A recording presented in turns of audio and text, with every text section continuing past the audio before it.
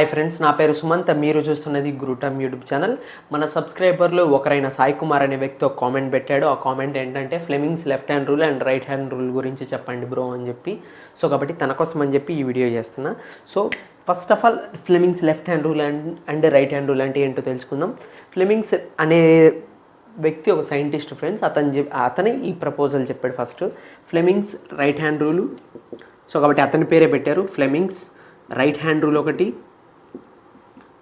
Right hand rule and ఇంకోటి వచ్చేసి Fleming's left hand rule. So ఈ Fleming's left hand rule and right hand rule బేసిక్గా ఏంటంటే ఒకటేమో మోటార్ గురించి చెప్తుంది. అంటే మోటార్ లోపల ఫ్లక్స్ డైరెక్షన్ ఏంటి, మోటార్ లోపల కరెంట్ డైరెక్షన్ ఏంటి, అంటే మోటార్ లోపల ఫోర్స్ ఎటు పక్కకి జనరేట్ అవుతుంది.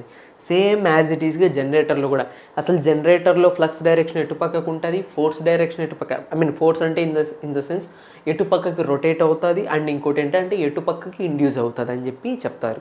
సో ఇప్పుడు ఏంటంటే బేసిక్గా దీంతో 3 ఫింగర్స్ని బట్టేసి మొత్తం చెప్తారు. ఆ 3 ఫింగర్స్ ఏంటంటే ఒకటేమో థంబ్ ఫింగర్, ఇంకోటేమో 4 ఫింగర్, ఇంకోటేమో మిడిల్ ఫింగర్. సో కాబట్టి ఈ 2 దాంట్లో ఆల్మోస్ట్ సేమ్గా ఉంటాయి, కాకపోతే కొంచెం డిఫరెన్స్ ఫ్రెండ్స్. సో ఇవేంటంటే ఫస్ట్ ఆఫ్ ఆల్ ఏంటంటే థంబ్ ఫింగరు ఇది వచ్చేసి ఏంటంటే మీరు గుర్తుపెట్టుకోండి, లెఫ్ట్ అనేవి 4 లెటర్స్ ఫ్రెండ్స్, రైట్ అనేవి 5 letters, RIGHT 5 letters, LEFT 4 letters. So ఈ లెఫ్ట్ అనేది మోటార్ని ఇండికేట్ చేస్తుంది, అంటే మోటార్ గురించి చెప్తుంది, మోటార్ యొక్క వ్యక్తిత్వం గురించి అనుకోండి.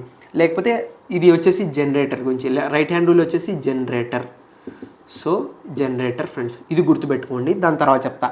థంబ్ ఫింగర్ వచ్చేసి ఫోర్స్ డైరెక్షన్ ఇండికేట్ చేస్తుంది. అంటే మోటార్లో థంబ్ ఫింగర్ దేన్ని ఇండికేట్ చేస్తా అంటే ఫోర్స్ గురించి.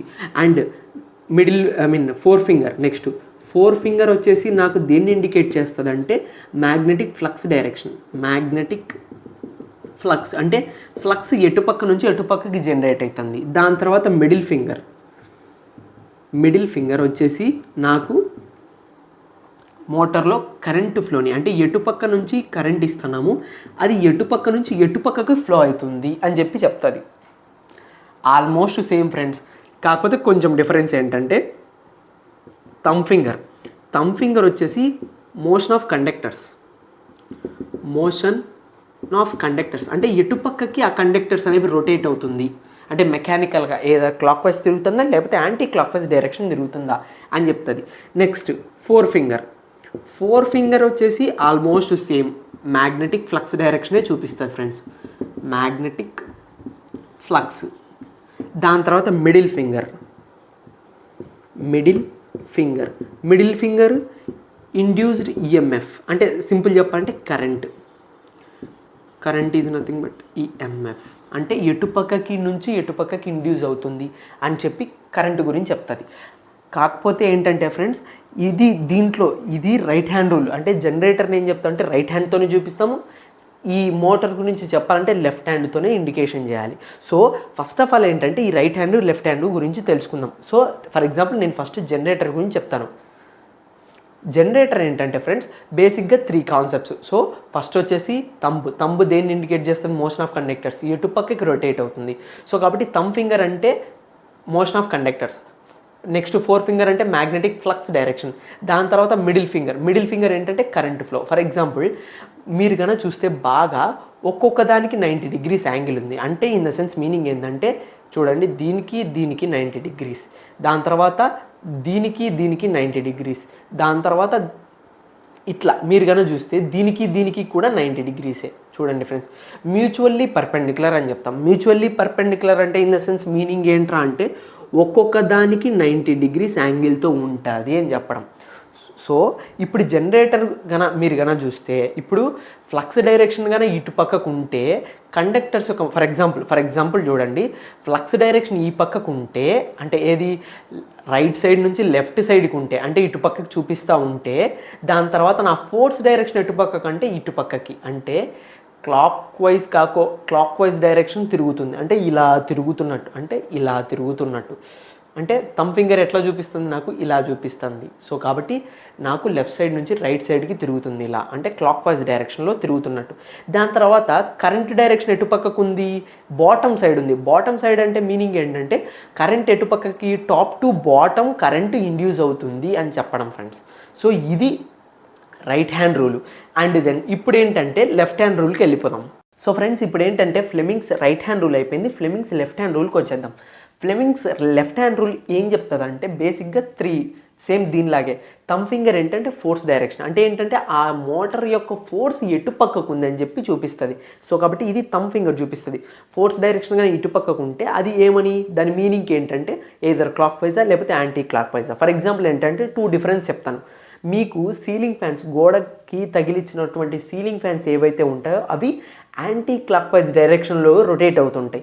ఫర్ ఎగ్జాంపుల్ టేబుల్ ఫ్యాన్స్ చూస్తే టేబుల్ ఫ్యాన్స్ యొక్క డైరెక్షన్ ఎటు పక్కకు ఉంటుంది అంటే క్లాక్ వైజ్ డైరెక్షన్లో ఉంటుంది.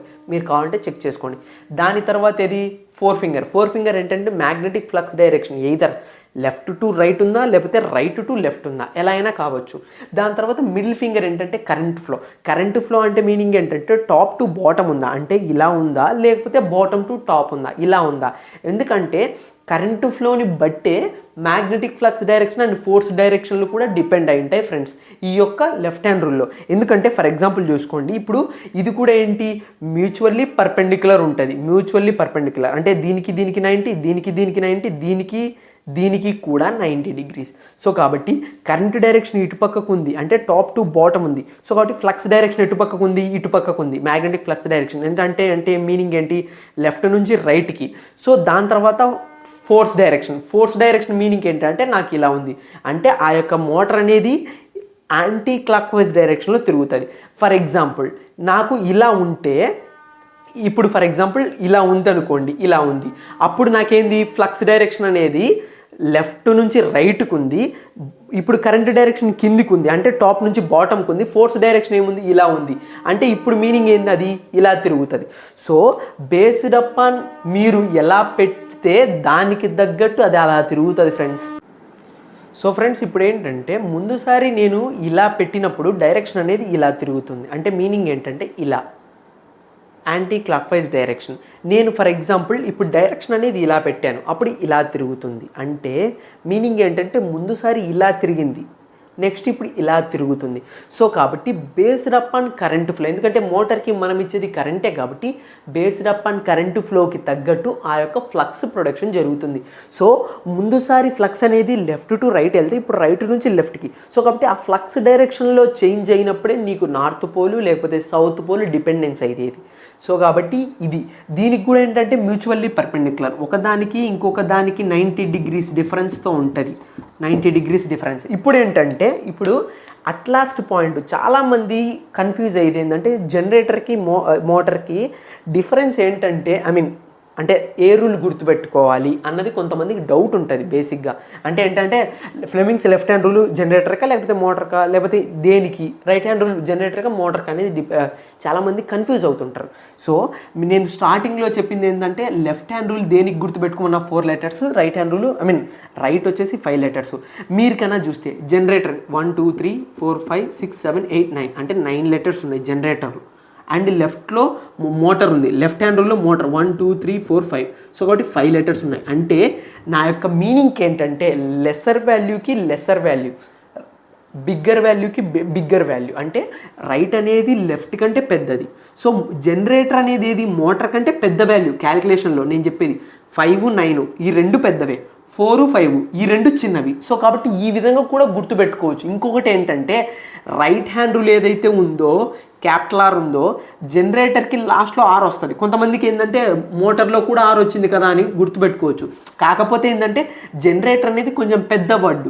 సో కాబట్టి రైట్ హ్యాండ్ రూల్ అనేది రైట్ అనేది కూడా లెఫ్ట్తో పోలిస్తే పెద్ద వర్డే కాబట్టి నేను ఈ విధంగా కన్నా మీరు గుర్తుపెట్టుకుంటే లెఫ్ట్కి అండ్ రైట్కి ఏదని మీకు గుర్తుంటుంది. సో కాబట్టి పెద్ద వాల్యూ కాబట్టి రైట్ అనేది జనరేటర్కి అని గుర్తుపెట్టుకోవచ్చు, లెఫ్ట్ అనేది చిన్న వర్డ్ కాబట్టి మోటార్కి అనేది గుర్తుపెట్టుకోవచ్చు ఫ్రెండ్స్ మీరు చాలా సింపుల్గా. సో ఇది friends Fleming's left hand rule and right hand rule యొక్క బ్రీఫ్ ఎక్స్ప్లెనేషన్.